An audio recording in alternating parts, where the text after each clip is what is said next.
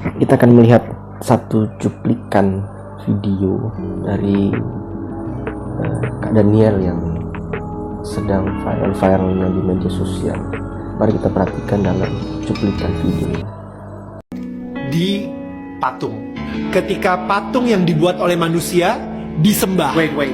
Sebelum lo mau komentar, lo harus baca dulu. Ini again buat orang-orang yang mengakui sebagai pengikut Yesus.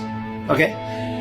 Gue pengen kalian baca dulu Yesaya 44 ayat 13 sampai 20. Baru lu bisa komentar di bawah. Oke? Lu harus baca itu dulu, baru lu bisa komentar. Sebelum lu baca itu, jangan komentar dulu. Oke, ini gue pengen ngomong kepada umat Nasrani ya. Ini tercatat di buku sejarah. Nebukadnezar itu penasaran banget seperti apa sih bentuk atau wajah dari Tuhannya bangsa Israel. Sehingga dia dengan beraninya itu masuk ke satu ruangan yang ini ruangan yang paling suci di situ, the Holy of the Holies. Ya, yang kadang-kadang kalau misalnya di perjanjian lama itu sering banget orang gak sengaja masuk, meninggal langsung. Kalau misalnya dia tidak menyucikan diri dia sendiri atau menyembelih kurban gitu. Raja Nebukadnezar saat itu dengan sangat kurang ajar, dia masuk ke dalam ruangan tersebut, Holy of Holies. Apa yang dia lihat? Apa yang dia temukan? Tabernakel, di atasnya ada kayak malaikat cherubim. Dan habis itu, malaikat cherubim itu ada dua. Ngejagain apa? Ngejagain siapa? Dia ngelihat kiri kanan. Mana bentuk muka atau bentuk tubuh Tuhannya bangsa Israel ini? Mana? Dia nyari-nyari. Gak ada sama sekali. Dan itu dia kenapa Tuhan marah banget kalau misalnya dia dibentuk sebagai patung. Dia dibentuk sebagai berhala. Sekali lagi, coba baca Yesaya 44 ayat 13 sampai 20. Di situ Tuhan sendiri sampai bilang gitu, kalau ini kayu yang lu gunakan untuk membuat patung yang cantik, yang indah, yang ganteng, dan patung yang sama lu gunakan buat masak, buat bakar kayu untuk menghangatkan badan lo. Dan abis itu patung yang sama yang lu gunakan tiba-tiba lu sembah-sembah. Itu bodoh. Again, bukan gue yang ngomong.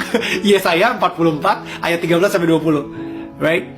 Jadi di situ gue setuju kalau misalnya ada unclean spirit di patung.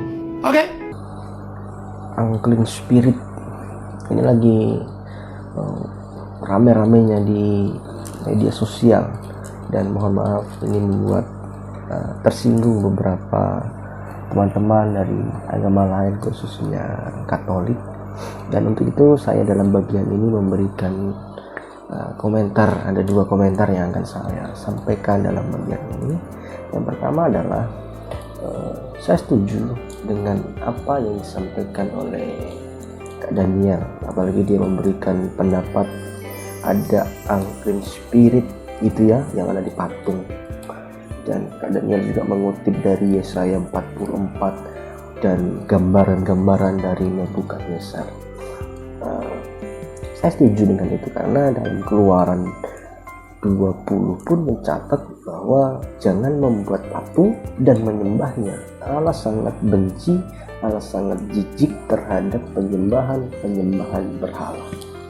Tetapi yang saya melihat, yang saya kurang setuju adalah kenapa harus ada dalam forum publik? Kenapa hal ini harus muncul di hadapan media umum, media sosial, dan publik? Menggambarkan begini contohnya, seperti halnya orang-orang muslim menyebut agama lain, agama non-muslim dengan sebutan kafir. Tentu tidak salah dalam doktrin mereka, dalam doktrin agama Islam.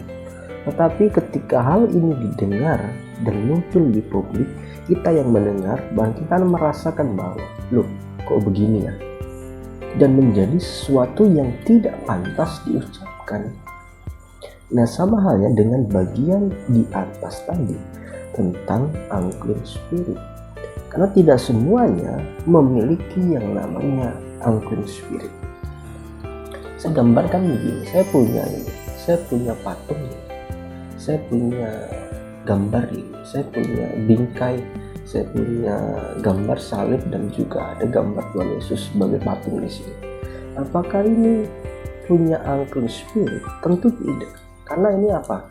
Ini hanya sebatas variasi gambaran keindahan yang saya taruh di meja. Tidak ada unclean spirit. Nah, kemudian yang kedua, bukan berarti ketika teman-teman kita Katolik menyembah, berdoa di depan patung Bunda Maria, mereka sedang menyembah patung itu, tidak. Nah, jadi hal ini adalah hal yang tidak perlu disampaikan di dalam publik karena ini sifatnya adalah internal. Mari kita sampaikan dalam forum-forum kita di dalam internal kita masing-masing. Jadi untuk teman-teman agama lain, khususnya Katolik, saya menyampaikan bahwa tetap semangat dan Tuhan memberkati setiap apapun yang dilakukan. Demikian, Tuhan Yesus memberkati.